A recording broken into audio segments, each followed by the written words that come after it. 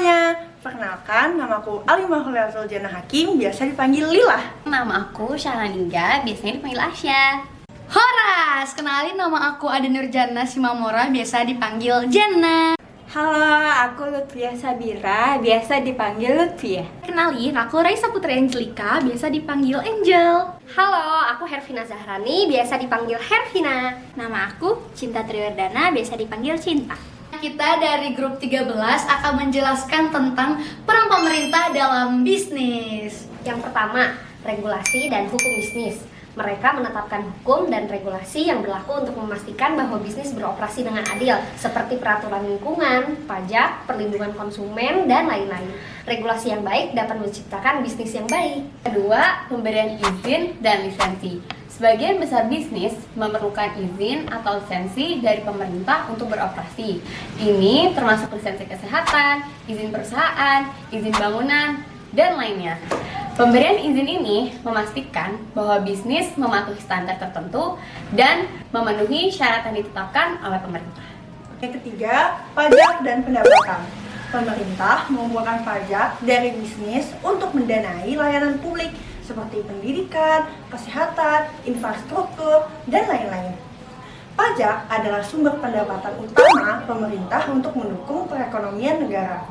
Yang keempat ada subsidi dan insentif. Pemerintah juga dapat memberikan insentif keuangan kepada bisnis dalam bentuk subsidi atau pemotongan pajak. Hal ini bertujuan untuk mendorong investasi, inovasi, dan penciptaan lapangan kerja. Contoh insentif ini termasuk kredit pajak, insentif energi terbarukan, bantuan keuangan, atau bantuan keuangan khusus dalam situasi ekonomi tertentu.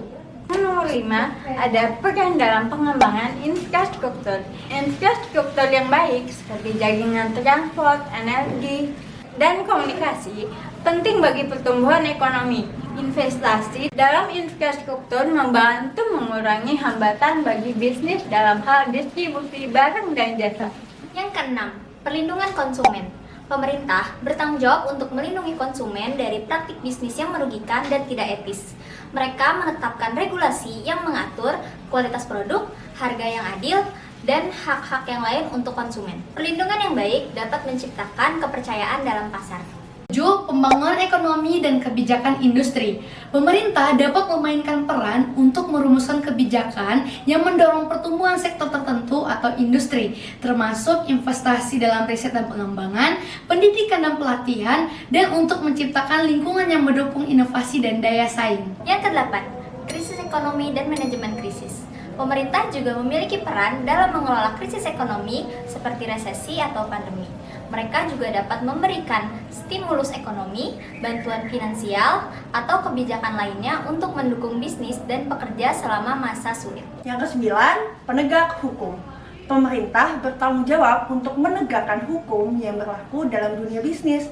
Mereka mengatasi pelanggaran hukum seperti penipuan, monopoli, dan praktis bisnis ilegal lainnya.